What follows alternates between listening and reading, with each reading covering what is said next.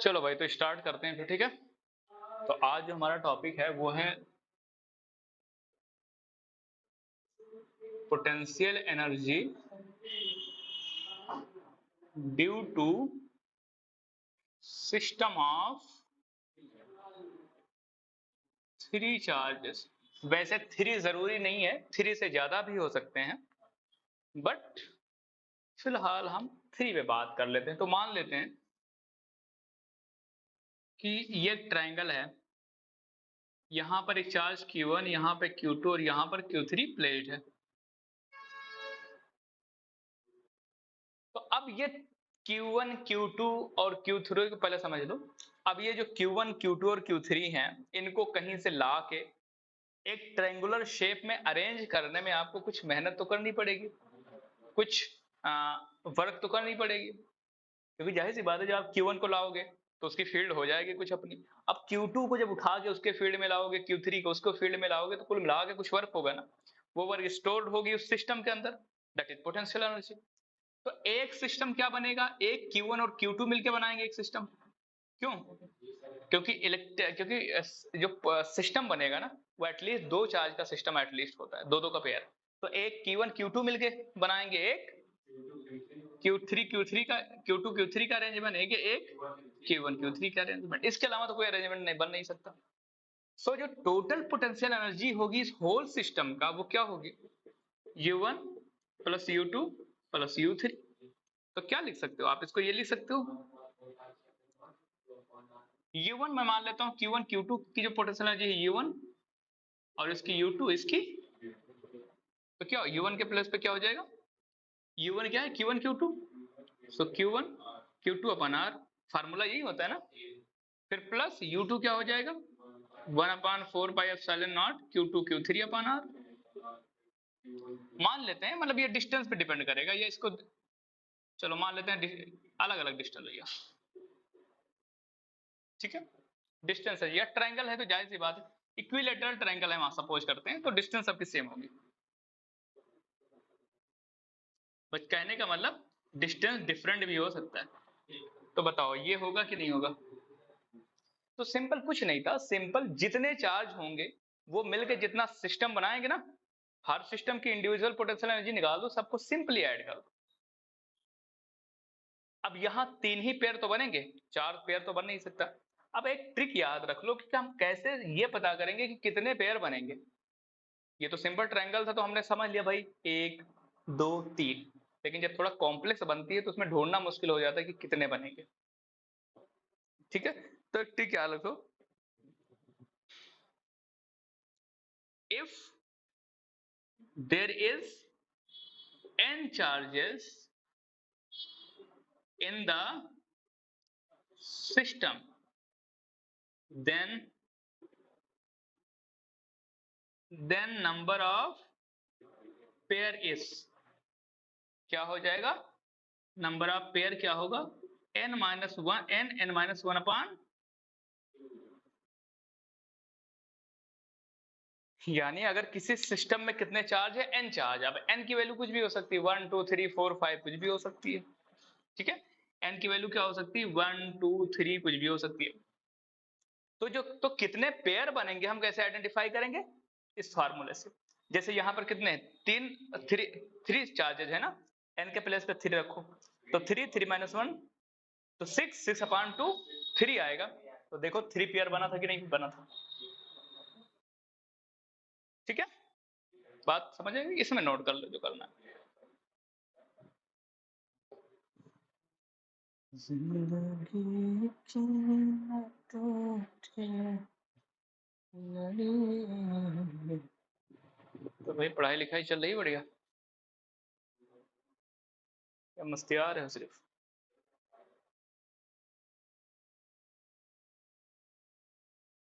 आज थोड़ा तेजी से चलाओ तो आज मैं कंप्लीट कर दूं इसको पूरा।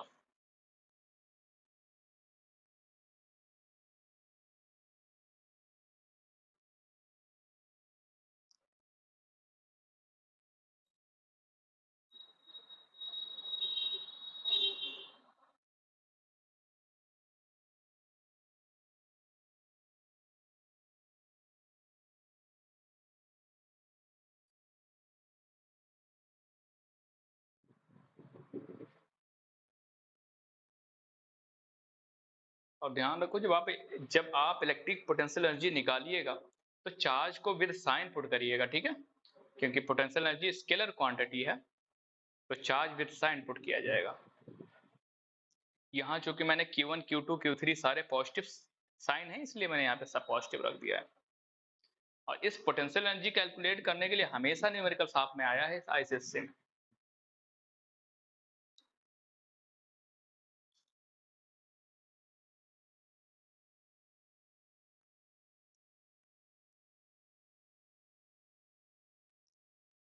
हो गया?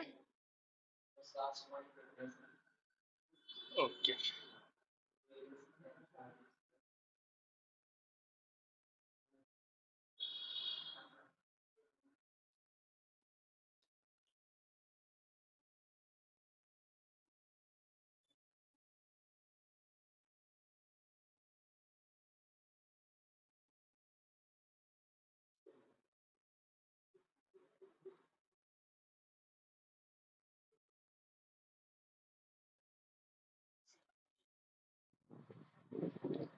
अब जरा देखें, मान लें एक स्क्वायर है और इस स्क्वायर के कॉर्नर पर मैंने चार्जर रख दिए। अब इसमें कितने नंबर ऑफ पेयर बनेंगे? 4 बनेंगे। चलो यहाँ रख के देख लो कितने 4 चार्जेस है ना, तो यहाँ पे पुट करो इस फार्मूले 4 माइनस 1 अपॉन 2 कितना आ गया 12 अपॉन 2 इक्वल टू 6 पेयर। भाई एक तो ये दोनों बनाएंगे, कैसे पता? एक Q1 Q2 बनाएंगे एक पेयर, ठीक, एक Q2 Q3 बना लेगा, एक Q3 Q4 बना लेगा, एक Q4 Q1 बना लेगा, एक Q1 Q3 बना लेगा, एक Q4 Q2, यानी डायगोनल भी तो आएंगे, ये डायगोनल है ना, ये डायगोनल भी तो मिलकर सिस्टम बनाएंगे। बहरहाल स्क्वायर से ज्यादा नहीं पूछा जाएगा। तो यहां पर कितने 6 pair will form. Okay bro.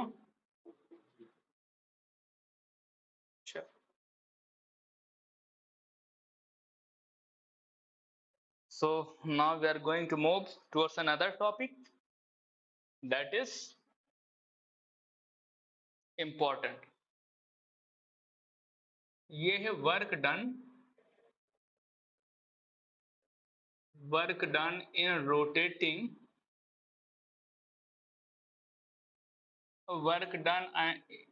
rotating an electric dipole in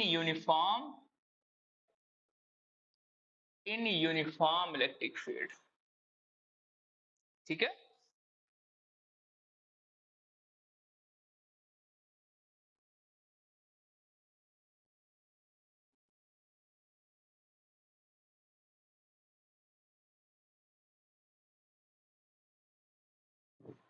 चलो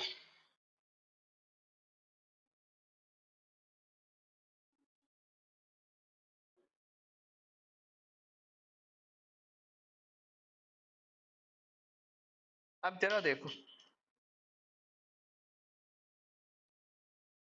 अब हम क्या करेंगे, हम वर्क डन निकालने जा रहे हैं।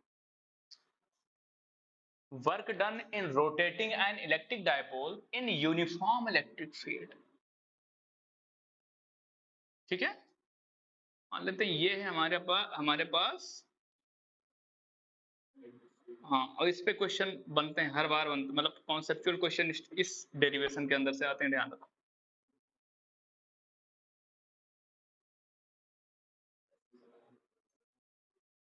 This is uniform electric field. अब इस यूनिफॉर्म इलेक्ट्रिक फील्ड के अंदर ये है आपका एक डायपोल रखा हुआ था। डायपोल कैसे बनता है? Minus Q plus Q, minus Q plus Q. अब इसको हमने रोटेट कर दिया, ये प्लस क्यू यहां से उठा के यहां तक ले आए, फिर हमने इस प्लस क्यू को यहां लेके आए। भाई माइनस क्यू यहीं पे है ना, इसको रोटेट, ये डायपोल रखा हुआ है ऐसे, ऐसे रखा हुआ है ना। अब डायपोल का एक ऐसे तो रोटेट कर रहे हो, तो माइनस क्यू जो इधर प्लस क्यू है ये कहाँ जाएगा, इधर उठ के आया, फिर यहाँ आया। ये मैंने रोटेशनल पोजीशन ये दिखाई कि रोटेट करने का ये ऐसे था, रोटेट करने पर यहाँ आया, फिर हमने थोड़ा सा ये रोटेट किया। ठीक है, तो ये बात ध्यान रखो।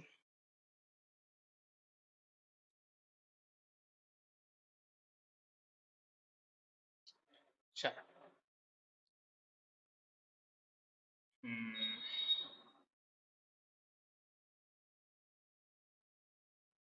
मान लेते हैं कि हमने ये शुरुआत में कैसे रखा था, थीटा एंगल पर, फिर हमने इसको इसको क्या किया, थोड़ा सा रोटेट किया, कितना, डी थीटा एंगल।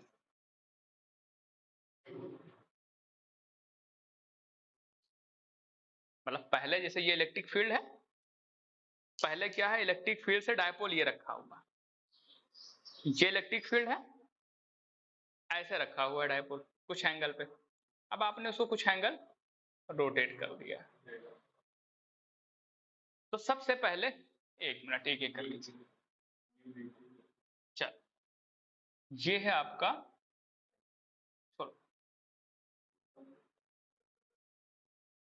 ये है आपका डायपोल, फिलहाल ये रखा हुआ है थीटा एंगल पर। कहां से, इलेक्ट्रिक डायपोल, हम इलेक्ट्रिक फील्ड से एंगल देखते हैं ना डायपोल का, थीटा एंगल पर रखा हुआ। तो इस पर क्या होगा, जब आपका डायपोल इलेक्ट्रिक फील्ड में कुछ एंगल पर रखा होगा, तो ये तो क्या होगा, इस पर एक टार्क अप्लाई होगा ना। वो टार्क क्या करेगा, इस डायपोल को रोटेट करके इलेक्ट्रिक फील्ड में लाइन करने की। ये मैंने पूरी कहानी आपको ड्राइव करवाई थी, tau equal to P sine theta. So and when an electric dipole placed in uniform electric field at an angle theta, then a torque is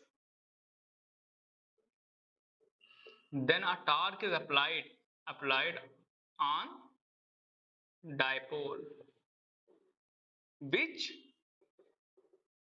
try to rotate the dipole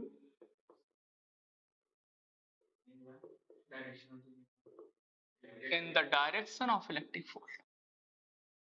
यानी जब भी dipole को electric field में कुछ angle पर रखा होता है ना, तो उस पर एक टार्क अप्लाई होता है, तो उसका डेरिवेशन करवाया गया।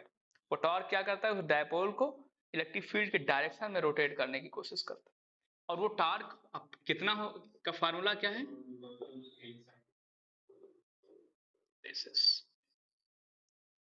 यानी फिलहाल जब डायपोल कुछ एंगल पर ये रखा है, तो कितना टार्क लगा इस डायपोल पर, इतना। अब हमारा दिल कर रहा है हम इसको थोड़ा रोटेट करें, तो मैं थोड़ा इसको रोटेट करके कहां पे लाया, हमने दी थीटा एंगल, इसको रोटेट कर दिया। अब जब हम रोटेट करेंगे थोड़ा, तो कुछ वर्क करना पड़ेगा हमें। अब वो वर्क निकाल देते हैं। सो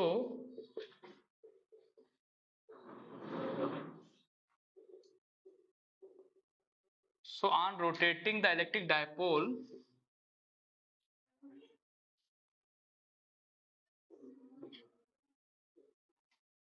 through small angle d theta, तो जब आप थोड़ा स्मॉल एंगल जब आप रोटेट करोगे, तो कुछ वर्क करना पड़ेगा। वो वर्क क्या होगा, वर्क का फार्मूला होता क्या भैया, तो W इक्वल टू क्या होता है, F D cos theta. But ध्यान रखो, यहां मोशन लीनियर नहीं हो रहा है, रोटेशनल मोशन है। तो रोटेशनल मोशन यानी यहाँ डिस्प्लेसमेंट लीनियर नहीं है, रोटेशनल डिस्प्लेसमेंट है, बॉडी रोटेट कर रही, एंगुलर डिस्प्लेसमेंट जिसको बोलते हो। तो यहाँ डी नहीं आएगा, डी थीटा आएगा। थोड़ा सा angle, small angle angular displacement है ना, और थोड़ा सा एंगल आपने डिस्प्लेस किया, तो दैट इज डी थीटा। जब आपने थोड़ा सा एंगल उसको डिस्प्लेस किया, तो वर्क भी तो थोड़ा करोगे। और रोटेशनल मोशन के अंदर फोर्स का काम टॉर्क करता है, तो ये एफ नहीं होगा, क्या होगा? तो ऐसे मॉडिफाई होते हैं फार्मूले। ठीक है, बस।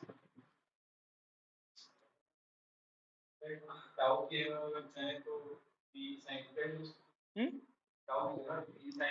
हाँ हाँ बिल्कुल, वो इसीलिए तो लिखा ही गया।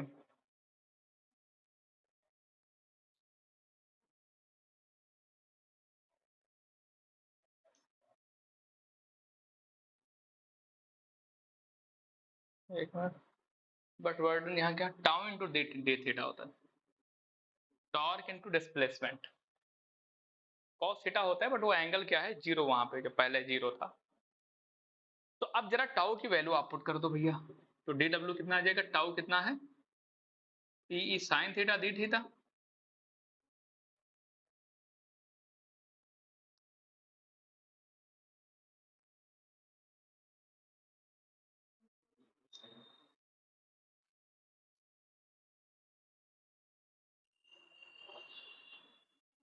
क्यों भैया?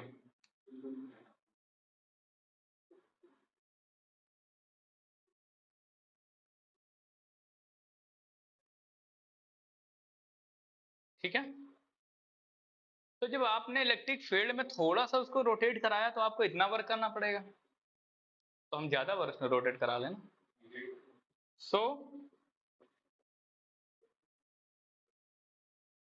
सो ऑन रोटेटिंग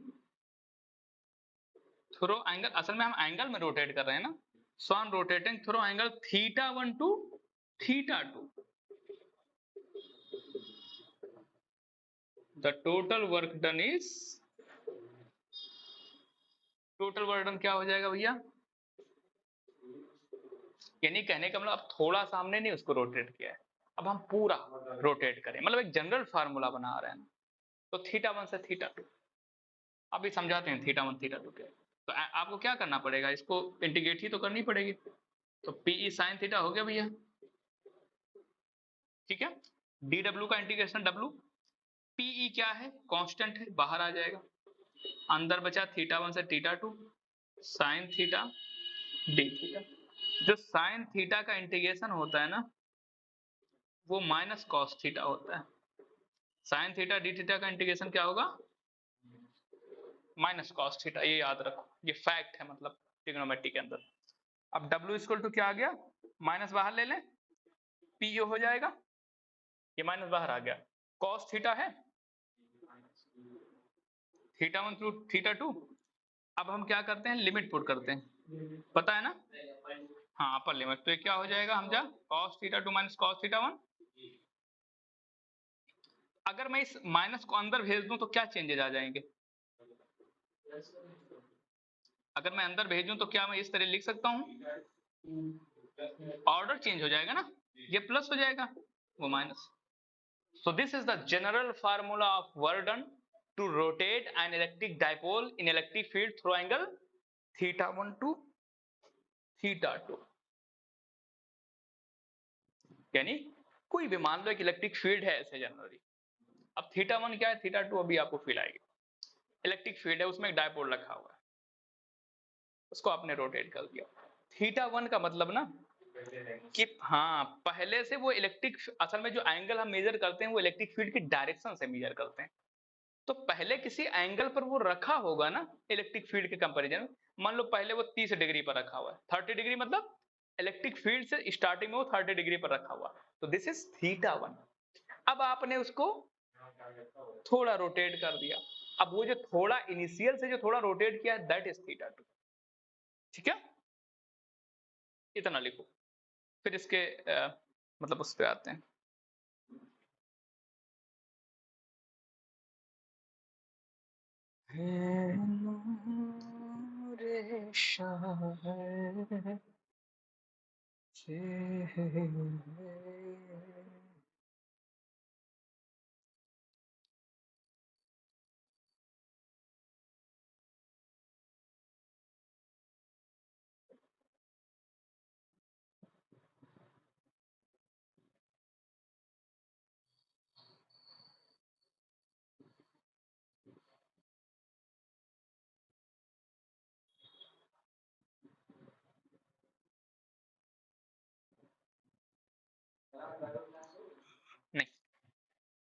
नहीं आज नहीं, संडे को जनरल हो जाएगा जब जरूरत पड़ेगी, हमारी चलेगी।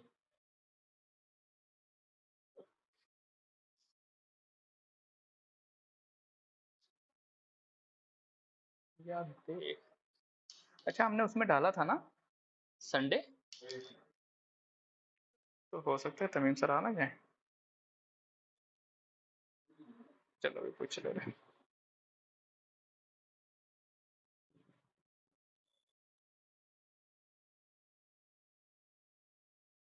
बताओ भैया, डेरिवेशन समझ आ गया? तो छोटा सा डेरिवेशन है, बट ये पूछा जाता है। हाँ, अब जो इसके बाद में करवाने जा रहा हूं वहां से क्वेश्चन आप अक्सर उठते हैं, अक्सर।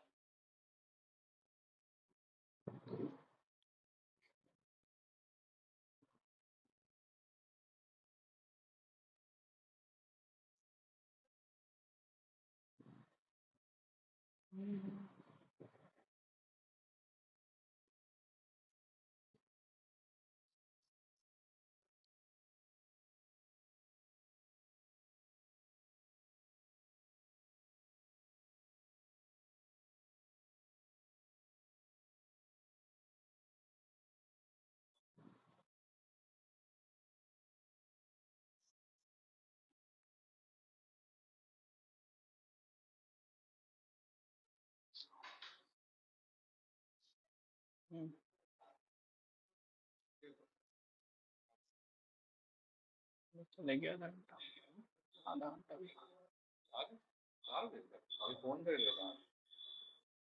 मोबाइल उधर रखा है।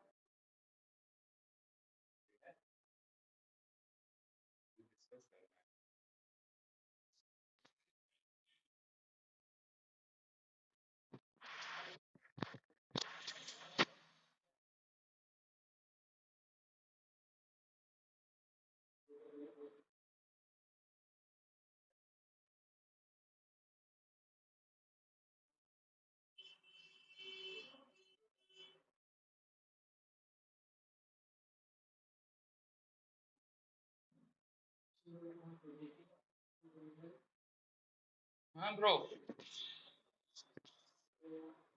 ये स्पीड बढ़ाओ भाई। बिल्कुल, देख देख के एक बार ये एक अक्षर लिखना, फिर एक अक्षर देखना, फिर एक बार लिखना, और क्या है। नहीं नहीं, लिख लो लिख लो, लिखो लिखो, हाँ लिख लो।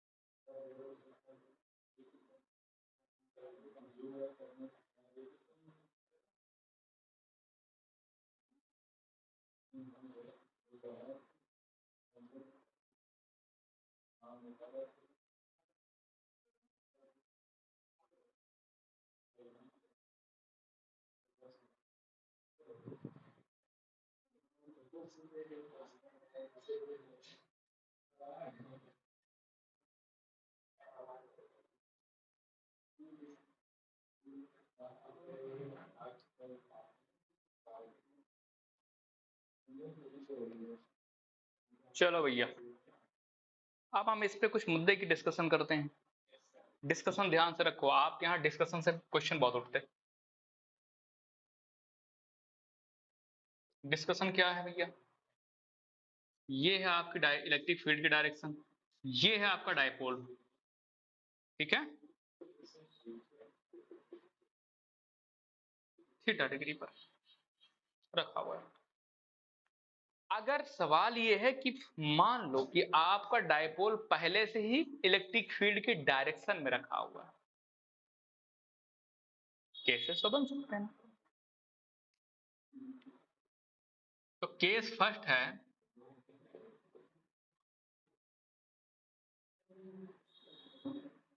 when we rotate the electric dipole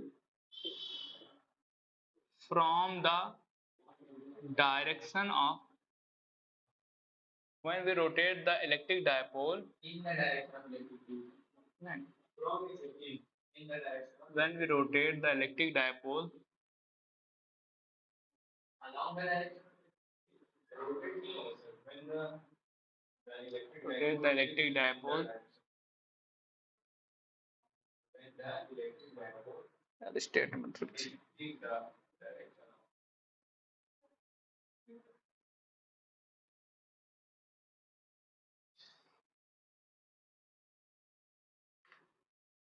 When the dipole is rotated from its equilibrium position, और इक्विलिब्रियम पोजीशन होता क्या है, थीटा बराबर 0। इसको समझो, डायपोल को कहां से रोटेट कर रहे हो, इक्विलिब्रियम पोजीशन से, मतलब थीटा बराबर 0। इक्विलिब्रियम पोजीशन क्या है डायपोल का, थीटा बराबर 0। थीटा 0 कब होगा, जब dipole in the direction of field रखा होगा।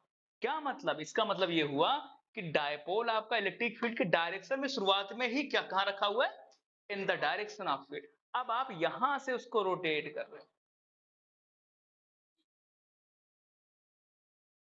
ठीक है।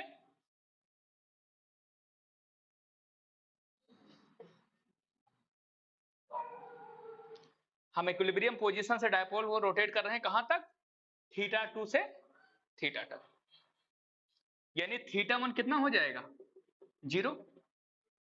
थीटा 1 कौन सा एंगल था, फील करो, थीटा 1 वो एंगल था जो स्टार्टिंग में रखा था। डायपोल स्टार्टिंग में कितना एंगल फॉर्म कर रहा है आपका इलेक्ट्रिक फील्ड से, तो वो कितना है, क्योंकि स्टार्टिंग में वो इलेक्ट्रिक फील्ड के डायरेक्शन में रखा, तो थीटा। और रोटेट आपने कितना किया है, थीटा तक। थीटा 2 यानी रोटेट जो किया आपने फाइनली वो थीटा 2 है, और हमने मान लिया कि थीटा तक मैंने रोटेट किया। तो अब जरा पुट करो, फार्मूला क्या बना, पीई 1 माइनस कॉस थीटा,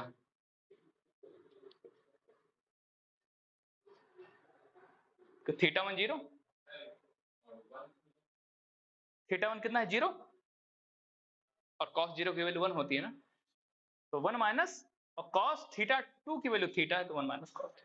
लेकिन ध्यान रखो ये जनरल फार्मूला है, ये कोई भी जनरल एंगल दे रखे, कहते कि डायपोल 30 डिग्री पर था, बाद में रोटेट कर 90 डिग्री रोटेट कर दिया गया, यानी जब दो एंगल हो। लेकिन ये फार्मूला स्पेसिफिक है, कब, ये तब यूज होगा जब आपका dipole already in the direction of field रखा हो, फिर वहां से आप उसको रोटेट करोगे, यानी ये फार्मूला स्पेसिफिक है, ये जनरल है। वैसे इसको याद करने की जरूरत नहीं है, इसी से काम, भाई यही याद रखो, अगर वो इन द डायरेक्शन भी होगा तो थीटा 1 0 कर देना, जितना रोटेट करना थीटा 2 उतना कर देना। बट ये ध्यान रखो ये कब यूज होगा, बात इन्हें समझ आ गई।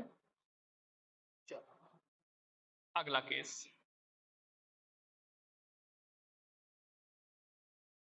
नोट कर लो, अगर नोट कर लो।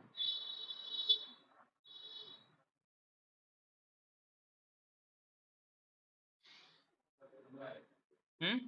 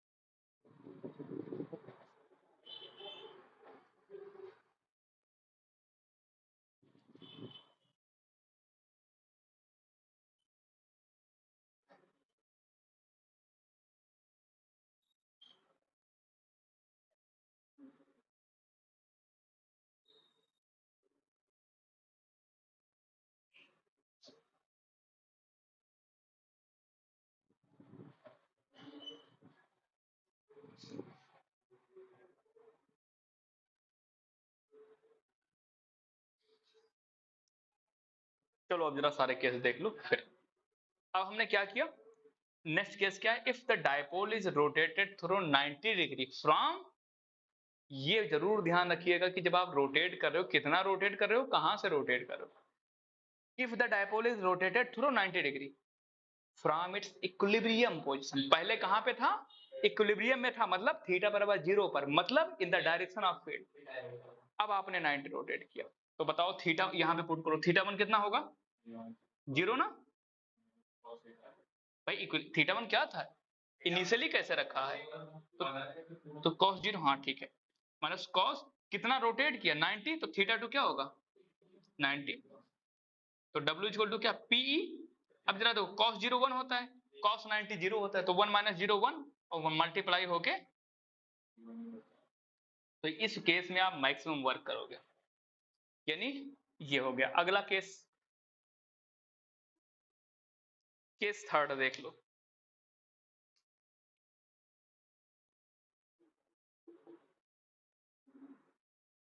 केस थर्ड है, if the dipole is rotated through 180 degree from its equilibrium position. अब क्या करेंगे, इलेक्ट्रॉन इक्विलिब्रियम पोजीशन पर है, यानी along the direction of field है 180 डिग्री, मतलब यानी जस्ट अपोजिट इलेक्ट्रिक फील्ड की डायरेक्शन, इलेक्ट्रिक फील्ड इधर था ना, उसके जस्ट अपोजिट रोटेट करना। तो थीटा तो क्या हो जाएगा, W इक्वल टू PE, अंदर क्या हो जाएगा भैया, थीटा थीटा 1 0 और cos 180। अब cos 0 1 होता है और cos 180 माइनस 1, तो माइनस माइनस प्लस 1, तो W कितना आ गया, अब नोट कर लो।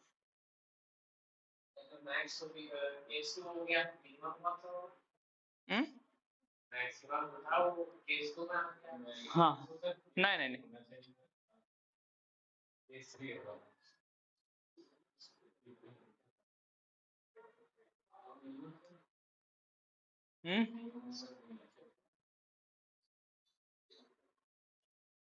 तो मिनिमम वो तो यही केस बनेगा ना, दोनों के कंपैरेटिव देख लो।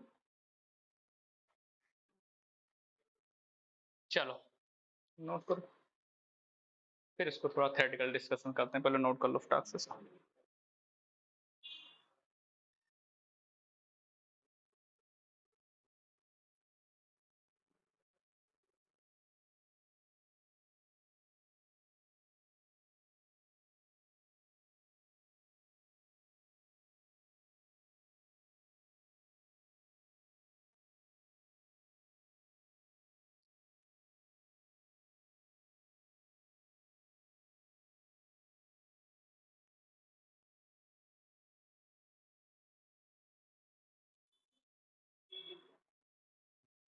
लिखो तो हम दूसरा हेडिंग डाल रहे हैं।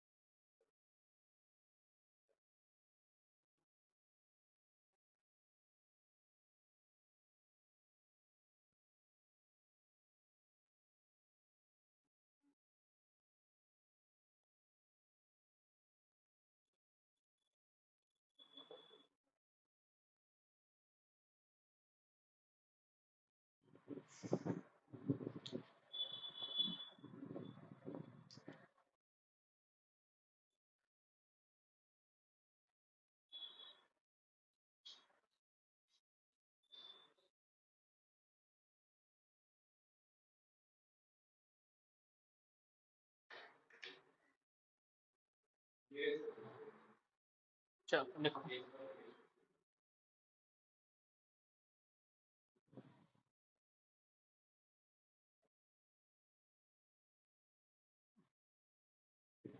और ये जितने केसेज हैं यहाँ आप देखिएगा, आपको हर बार एक क्वेश्चन इसी एक केस से कोई ना कोई बना देता है।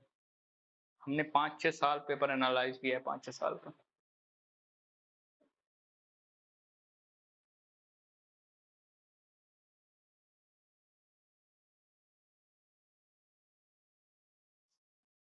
हो गया भैया?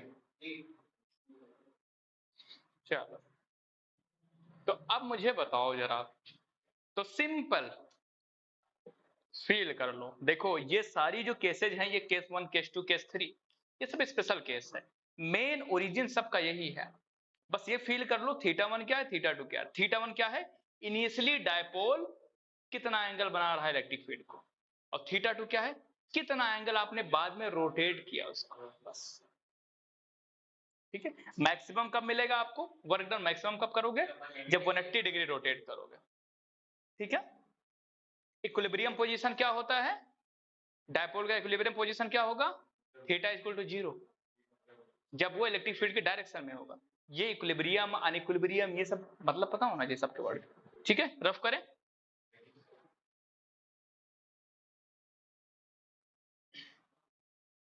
चलो,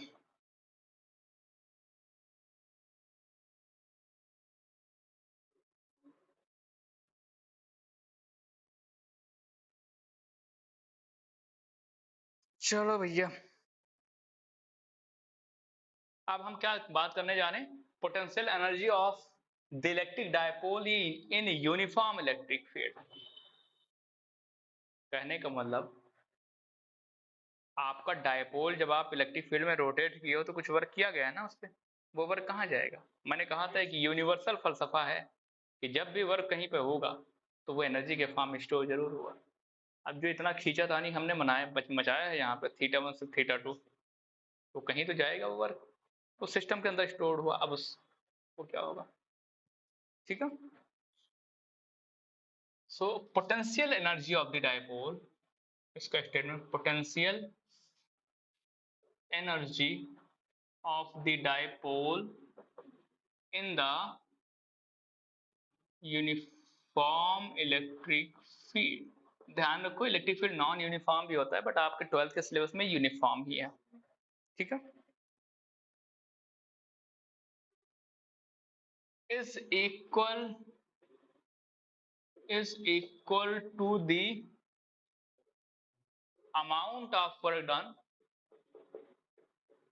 amount of work done, in rotating the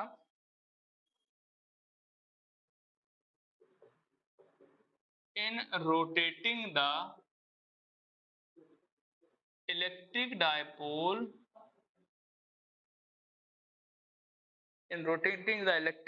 from perpendicular position, from, ये इंपॉर्टेंट पॉइंट है,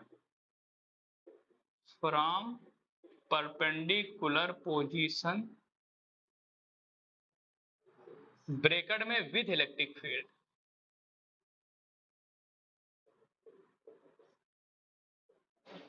from perpendicular position to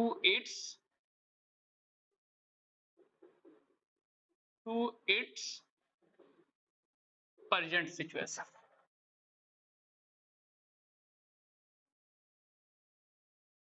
लिखो फिर मैं इसको फिल कराता हूँ आपको।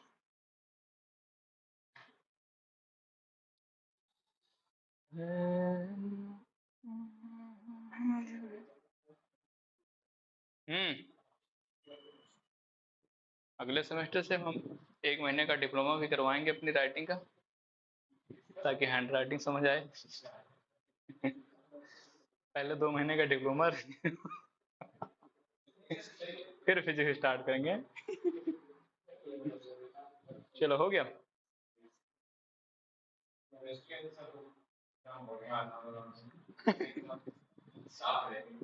असल में उस उम्र में वैसे भी ठहराव आ ही जाती है हर चीज के अंदर।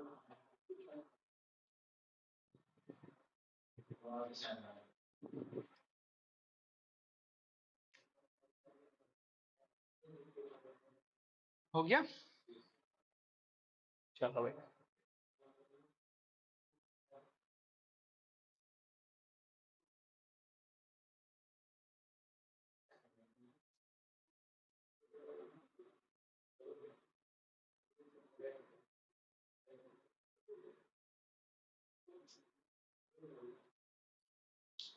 इसको जरा समझो, इसने क्या कहा क्या है कि पोटेंशियल एनर्जी है क्या, potential energy of the dipole in the uniform electric field is equal to amount of work done.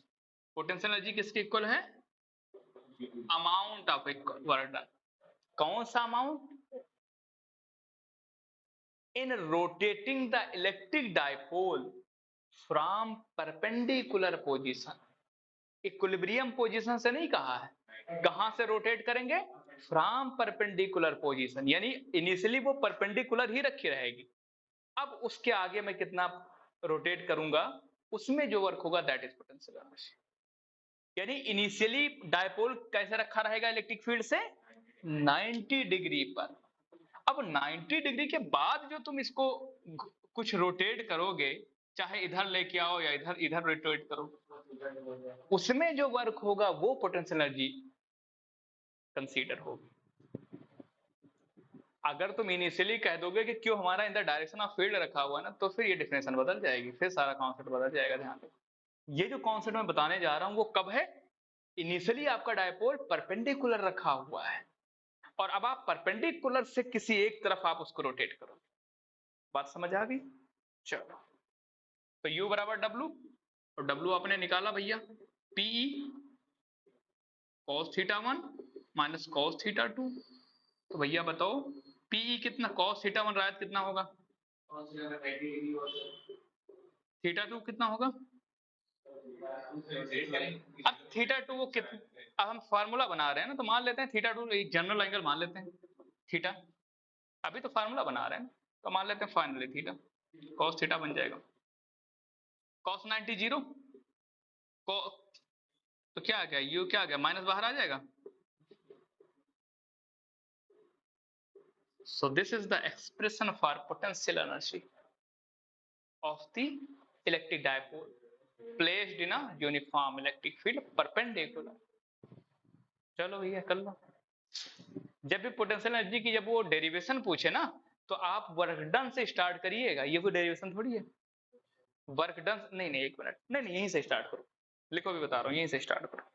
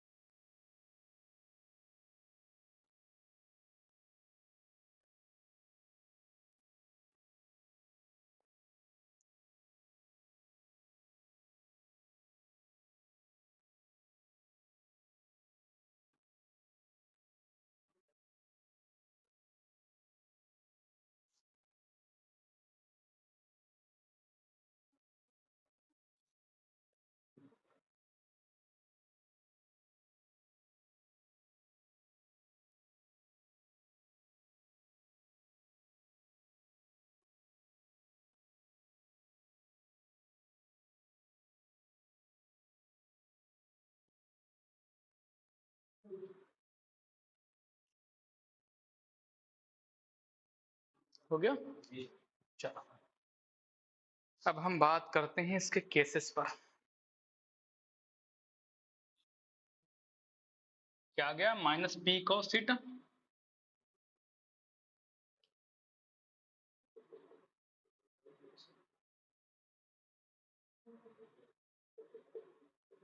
ये equal to minus P cos theta आया ना। अब केस 1, केसेस पे बहुत क्वेश्चन बनते हैं, ध्यान रखो। If theta is equal to 0, क्या मतलब, अब ध्यान रखो इस केस में आपका डायपोल कैसे रखा है, 90 डिग्री स्टार्टिंग में। थीटा 0 का क्या मतलब कि आप 90 से उसको रोटेट करके कहां ले गए हो, in the direction of field. ये क्यों, ये ले गए हो, ठीक है। बस तो थीटा 0 का मतलब समझ आ गया ना।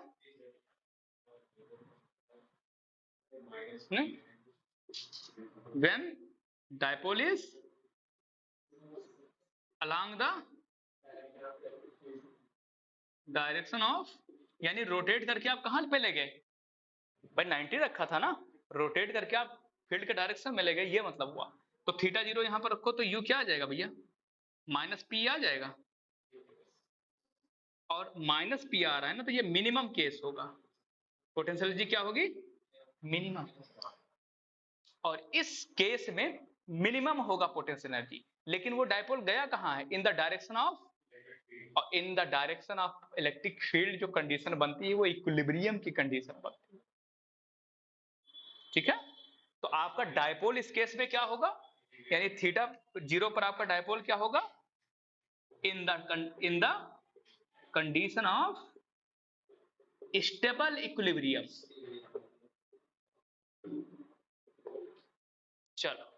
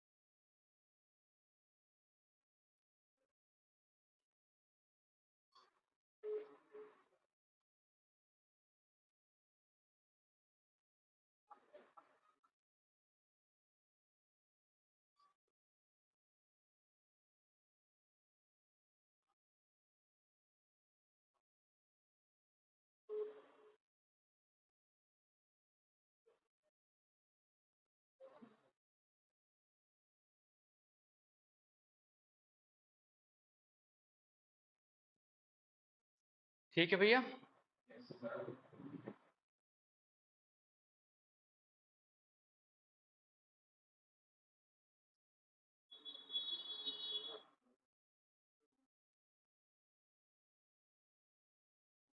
नेक्स्ट है केस सेकंड।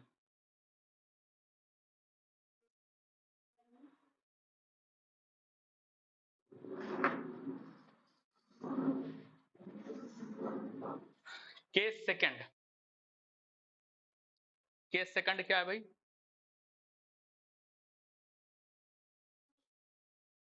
कि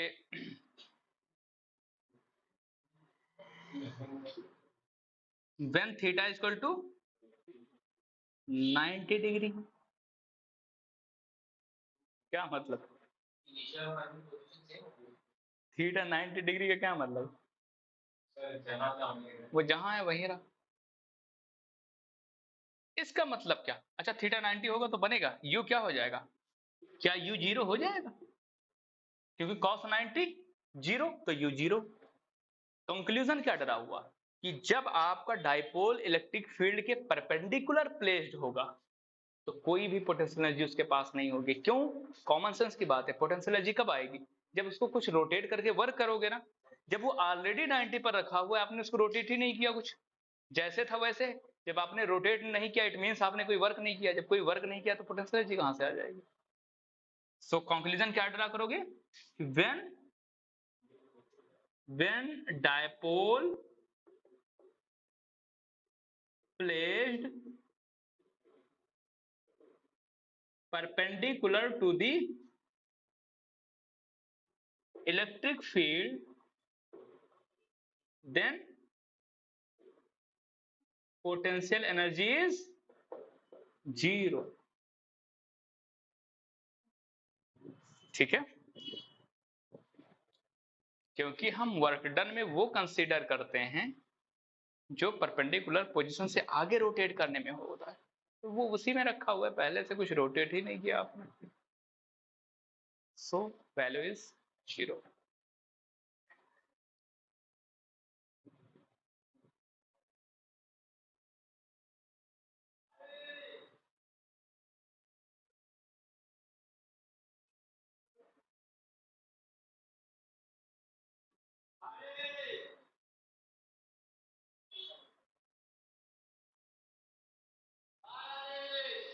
हो गया भैया, चलो एक अगला केस है आपका,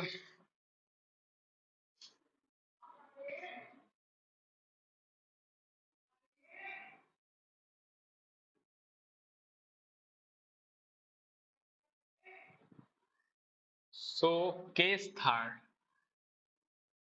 if theta is equal to 180 degree, imagine करो 180 डिग्री रोटेट कर रहे हो ना, कहां से, तो जब 180 रखोगे तो u इक्वल टू क्या हो गया, माइनस पी कॉस 180, कॉस 180 क्या होता है -1, यानी ये प्लस पी आ जाएगा, और ये मैक्सिमम केस बनेगा। बताएं भाई, होगा ऐसा कि नहीं होगा?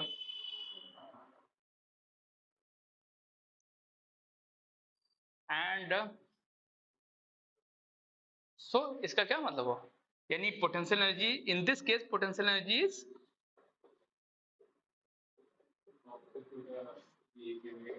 हाँ एनर्जी इज मैक्सिमम, तो पोटेंशियल एनर्जी मैक्सिमम हुआ, और दूसरा, और ये केस कौन सा होगा, अनस्टेबल इक्विलिब्रियम।